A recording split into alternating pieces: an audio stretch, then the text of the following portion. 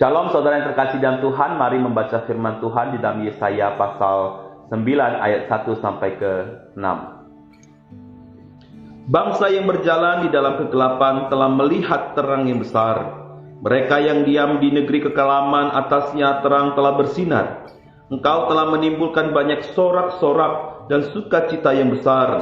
Mereka telah bersukacita di hadapanmu, seperti sukacita di waktu panen, seperti orang bersorak-sorak di waktu membagi-bagi carahan. Sebab kuk yang menekannya dan gandar yang di atas bahunya, serta tongkat si penindas telah kau patahkan seperti pada hari kekalahan Midian. Sebab setiap sepatu tentara yang berderap-derap dan setiap jubah yang berlumuran darah akan menjadi umpan api. Sebab seorang anak telah lahir untuk kita, seorang putra telah diberikan untuk kita. Lambang pemerintahan ada di atas bahunya, dan namanya disebutkan orang penasehat ajaib, Allah yang perkasa, Bapa yang kekal, Raja damai. Besar kekuasaannya dan damai sejahtera tidak akan berkesudahan di atas tata Daud dan di dalam kerajaannya. Karena ia mendasarkan dan mengokohkannya dengan keadilan dan kebenaran dari sekarang sampai selama-lamanya. Kecemburuan Tuhan semesta alam akan melakukan hal ini. Saudara yang terkasih di dalam Tuhan, pada bagian Yesaya yang tadi kita baca merupakan sebuah nubuatan bagi orang Yehuda. Pada waktu itu mereka sedang mengalami yang namanya kesengsaraan yang sangat luar biasa oleh karena situasi sosial, politik, dan ekonomi yang begitu mencekam mereka.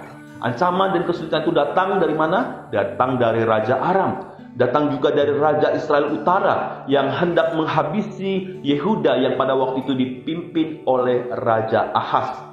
Oleh karena ancaman itu, maka ketakutanlah Raja Ahaz dan akhirnya dia malah meminta pertolongan kepada Raja Asyur, bukannya datang meminta pertolongan kepada Tuhan.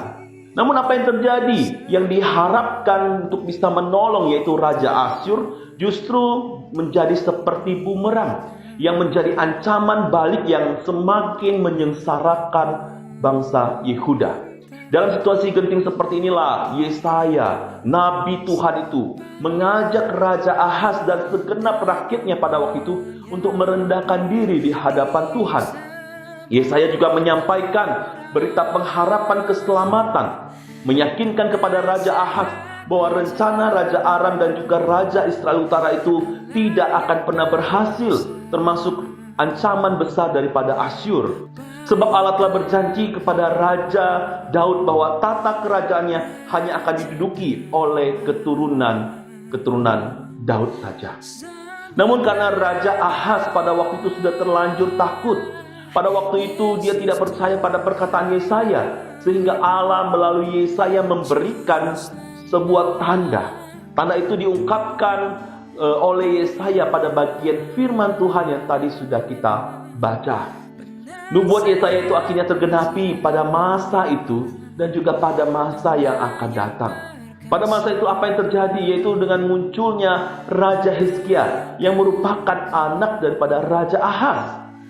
Raja Hizkia ini memberikan pengharapan baru. Ia membawa sekali banyak perubahan terhadap banyak bidang kehidupan pada orang-orang Yehuda pada waktu itu. Salah satunya yang terpenting adalah membawa bangsa Yehuda kembali untuk hidup takut akan Tuhan.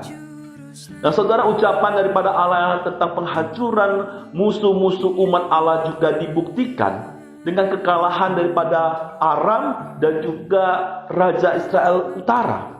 Bahkan kerajaan Asyur yang juga menjadi ancaman terhadap pemerintahan Raja Hizkia pada waktu itu oleh karena kekuasaan Tuhan dibuat jatuh. Raja Asyur pada waktu itu harus mengalami kehancuran oleh karena dia mendapatkan pemberontakan daripada anaknya sendiri. Saudara yang terkasih dalam Tuhan, penggenapan pada waktu itu menunjukkan betapa benarnya arti Immanuel, yang artinya Allah Tuhan itu menyertai umatnya. Saudara, nubuatan Yesaya itu juga terjadi di masa yang akan datang, di mana tergenapi melalui lahirnya seorang anak yang akan memerintah di dalam kerajaan Daud, tata Daud sampai selama-lamanya. Hal itu tercatat dan digenapi di dalam Matius pasal 1 ayat 18 sampai 25 dengan kelahiran dari Yesus Kristus. Saudaraku yang terkasih dalam Tuhan, kita bisa melihat bahwa Allah begitu setia terhadap janjinya. Kebaikan yang diterima oleh orang Yehuda pada waktu itu adalah sebuah anugerah daripada Tuhan.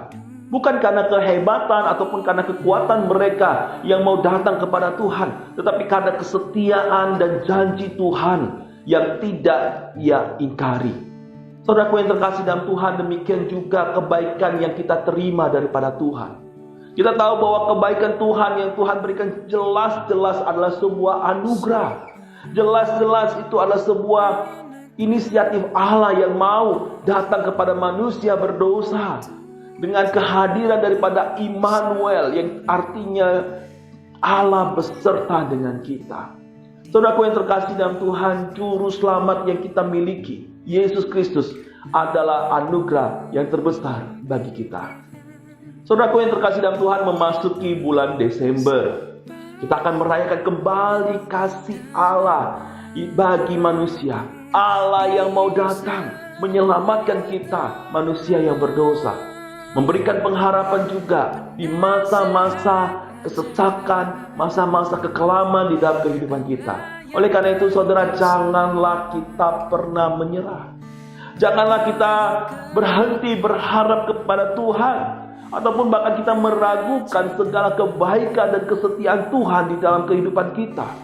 Marilah kita senantiasa bergantung di hadapan Tuhan, meletakkan pengharapan kita di hadapan Tuhan. Karena pengharapan yang kita letakkan di hadapan Tuhan merupakan sebuah sau yang kuat dan aman bagi jiwa kita.